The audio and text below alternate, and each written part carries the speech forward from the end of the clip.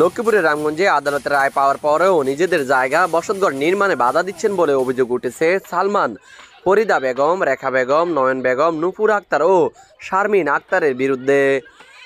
অভিযুক্তি করেন প্রবাসী জামাল কামাল নামের দুই ভাই। ঘটনাটি ঘটেছে গত 4 জুলাই বৃহস্পতিবার বিকেলে উপজেলার চণ্ডীপুর ইউনিয়নের পূর্ব চণ্ডীপুর আমজাদ চৌকিদার বাড়িতে। সরজমিনে গেলে ঘটনার সত্যতা পাওয়া যায়।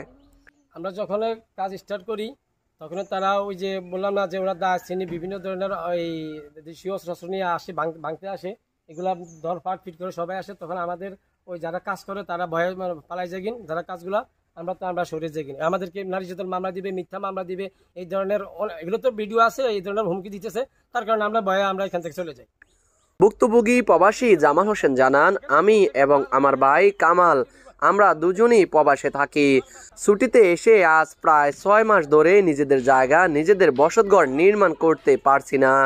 একের পর এক 144 ও 45 ধারা জারি করে কাজ বন্ধ করার পায়তারা করতেছে প্রতিপক্ষ। আদালত বারবার তাদের এই 144 ধারা বাতিল করলেও তাদের পেশি শক্তির কাছে আমরা হেরে গিয়ে কাজ করতে পারি না।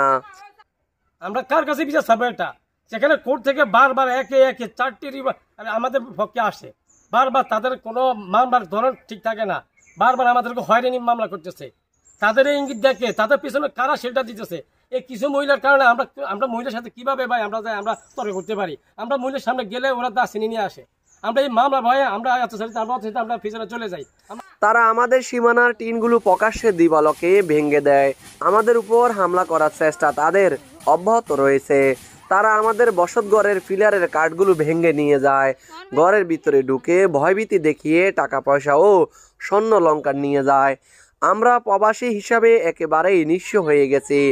বারবার এলাকার সালিশ হলেও তারা কারো কথা শুনতে রাজি না। তাদের কথা হচ্ছে আমাদের ক্রয়কৃত 7% জমির মধ্যে 3.5% জমি তাদের নামে দিয়ে দিলেই তারা আমাদের বসতঘর নির্মাণ করতে দিবে। মানে এই ভয়ঙ্কর যে রূপটা আজ আমাদের সমাজ গজায়, আমরা প্রবাসীরা কার কাছে বিচার চাবো? একে একে 4টি মামলা আমাদের উপর করা হয়েছে। আমরা প্রবাসীরা কা মানুষ না? আমাদের কি বিচার নাই? আমরা কি এই সমাজে থাকবো না? আমাদের রামগঞ্জ থানার মধ্যে আমাদের প্রবাসন না, আমাদের কেউ নাই। আমরা কার কাছে বিচার চাবো? এটা অভিযুক্ত সালমান ও তার মা নয়ন বেগমের সাথে অভিযোগের বিষয়ে জানতে চাইলে সাংবাদিকদের সাথে তারা কথা বলতে রাজি হয়নি। আরেক অভিযুক্ত রেখা বেগম জানান, আমাদের ঘরের সামনে প্রবাসী জামাল কামালদের 7% জমি রয়েছে, সেখানে আমাদেরও 3.5% জমি রয়েছে। তাছাড়া তারা যেখানে বসতঘর নির্মাণ করে সেখানেও আমাদের 4% জায়গা রয়েছে।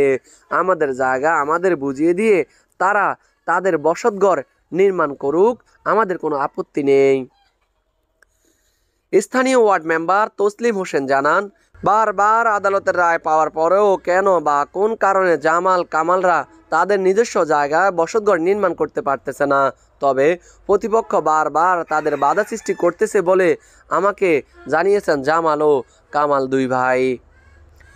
চণ্ডীপুর ইউনিয়ন পরিষদের চেয়ারম্যান শামসুল ইসলাম সুমন জানান, যতটুকু জানি জামাল ও কামাল তাদের বসতঘর নির্মাণ করতে গেলে তাদের প্রতিপক্ষ আদালতের মাধ্যমে বারবার 144 ধারা জারি করে কাজ বন্ধ রাখার চেষ্টা করে, কিন্তু আদালতের রায় বারবার জামাল কামালদের পক্ষে আসলেও তারা এখনও বসতঘর নির্মাণ করতে পারতেছে না। প্রতিপক্ষ তাদের কাজে বিঘ্ন সৃষ্টি করতেছে। রামগঞ্জ থানার অফিসার ইনচার্জ মোহাম্মদ সুলাইমান জানান, এই বিষয়ে উভয় পক্ষ থানায় লিখিত অভিযোগ দায়ের করেন। অভিযোগের আলোকে তদন্ত সাপেক্ষে প্রয়োজনীয় ব্যবস্থা গ্রহণ করা হবে। Mohammad Raju Hossain, RSN TV, Ramganj, Lakshmipur.